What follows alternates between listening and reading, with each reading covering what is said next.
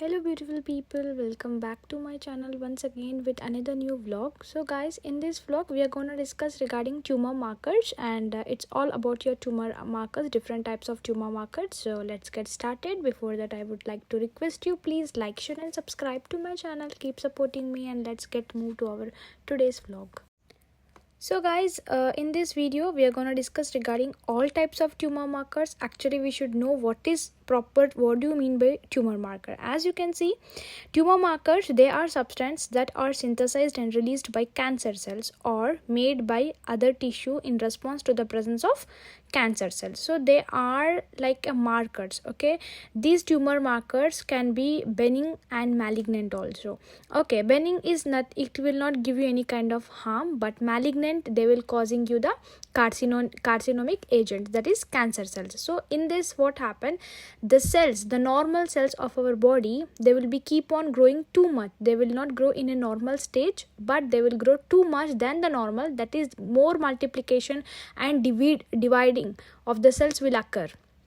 So that is why leading to the tumors, and this tumor leads to the carcinogenic agents and causing a severe types of cancers in our body.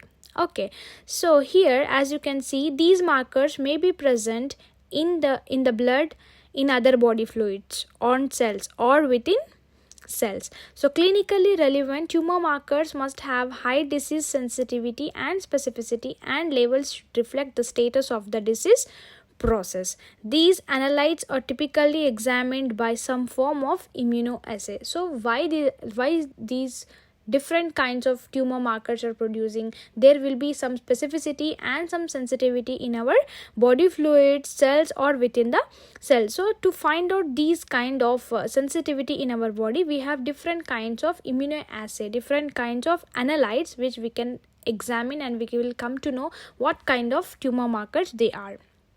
Okay, so based upon their immunoassays, they are classified as three types, guys. Okay, but one is oncofetal antigen, second one is placental proteins, and third is DNA. Okay, so now let's get started with our first oncofetal antigens. What do you mean by oncofetal antigens? They exist as normal proteins in the embryo and fetus and are also found in certain tumors. So based on these oncofetal antigens, again we have different types of carcinogenic antigens. As you can see, that is carcinoembryonic antigen, that is CEA, is an oncofetal antigen used to assess tumors of the colon. It is not as specific as once thought, and not all colon cancers have elevated CEA level. So guys, why I'm saying you this tumor markers? Because tumor markers is also one of your important topic in your prometric, and from this tumor markers, different types of tumor markers, you need to identify which type of cancer they are related to. Okay, so now for CEA, that is the full form of CEA is carcinoembryonic antigen, is an oncofetal antigen only. Okay, the CEA will always causing the tumors to the colon. Okay, colon. So and it is not as specific as thought, and not all colon cancers they will have elevated CEA level. So always remember, like for easy remembrance, CEA will always be related to your colon cancer. Moving to a second one, that is alpha fetoprotein. Alpha fetoprotein is oncofetal antigen used to determine the presence of hepatic tumors, that is hepatoma, and testicular tumors. So alpha fetoprotein, hepatocellular, hepatoma, hepatic tumors is always related to your liver, guys. Okay, and to the testicular tumor. So if you see alpha fetoprotein, it can be either of two types, either in the presence of the hepatic tumors, that is your hepatoma, or testicular tumors, which is related to your testis.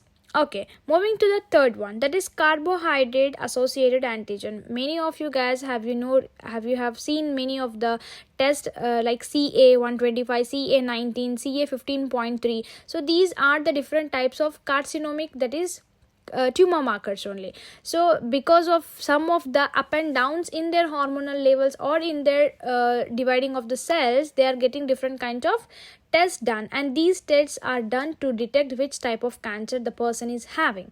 So now for this CA125, CA is nothing but carbohydrate associated antigen, and CA125 test is done, it is an immunoassay to be done to identify that it is a glycoprotein oncofetal antigen that appears in the serum of patients with ovarian cancer. It is mostly associated with the ovarian cancer, and which is present in mostly will be seen in the women's.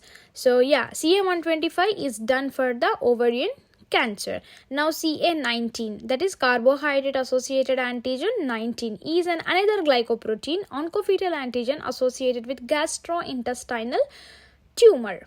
Okay, CA19 is for gastrointestinal tumor, CA125 is for your ovarian cancer. So like this we have different types of cardiac markers. Okay, next moving to PSA, that is prostate specific antigen. Mostly it will be seen in the males. Is an oncofetal antigen that is important in screening and monitoring of the patients with prostate carcinoma. Okay, now moving to the next one is bladder tumor associated antigens. It includes fibrin degradation products and complement related proteins. Okay guys, so these are the different kinds of your oncofetal antigens. Okay, oncofetal antigens associated carcinomic. Next, moving to our next topic, that is placental proteins. What do you mean by placental proteins?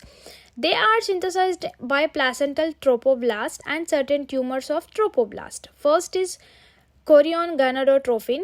It is typically used to determine pregnancy. However, high levels can indicate tumors of the testes or ovaries as well as trophoblastic neoplasia. This is also one kind of carcinogenic agent. Okay, next moving to human placental lactogen, that is HPL. It is used to monitor fetal well-being, but its level also can be elevated in patients with trophoblast neoplasma. It is also one kind of carcinogenic agent. So in under placental proteins, these two are very important. CG and HPL are both important because of their higher levels. They will be causing different kinds of the trophoblast tumors and also the neoplasma. Okay, and increased level of some hormones indicate malignancy of the organ that produce the hormone. Okay, example, extremely elevated growth hormone levels might indicate a pituitary tumor.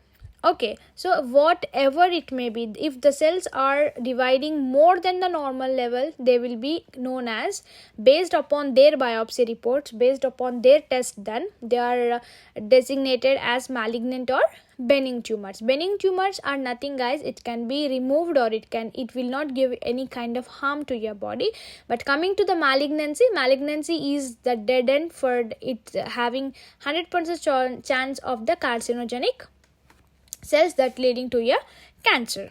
Okay, moving to the next is DNA. What do you mean by DNA? That is, analysis determines the proliferative capacity of tumor cells, including those involved in leukemia. Leukemia, as you all know, related to the blood cancers. Molecular diagnosis is used to identify oncogenes, the genes that transform normal cells into malignant cells.